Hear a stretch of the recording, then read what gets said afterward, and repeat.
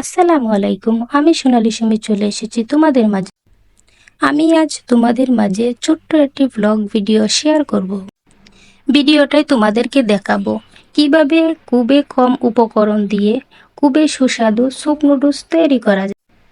আমি জানি তোমরা ইউটিউব থেকে অনেক ভালো রেসিপি পেয়ে যাবা, কিন্তু তাতে অনেক উপকরণ লাগে, আর সাধারণত সবার বাসায় এত উপকরণ থাকে না।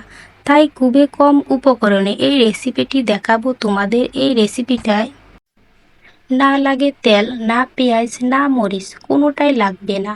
শুধু 2 প্যাকেট নুডলস আর একটি ডিম, এতে তৈরি হয়ে যাবে স্যুপ নুডলস। প্রথমে কড়াইটি দেখে এটা ভাবতে পারো যে স্বাস্থ্যকর স্যুপ নুডলস, এত তেল কেন? ধোঁকা খাবে না, ওইগুলো তেল ছিল না, পানি। সেই পানিতে ডিমটা দিয়ে নাড়িয়ে দিয়ে সেই নুডলস ও নুডলসের মশলাটা, তারপর পরিমাণ মতো পানি দিয়ে নুডলসটা সিদ্ধ হতে দেব। তারপর নামিয়ে নেব। ব্যাস, হয়ে গেল স্যুপ নুডলস।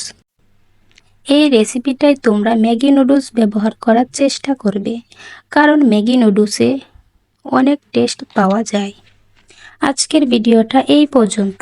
সবাই ভালো থাকবেন, আমার জন্য বেশি বেশি দোয়া করবেন। আবার আবার অন্য কোনো ব্লগ ভিডিওতে দেখা হবে। আল্লাহ হাফেজ।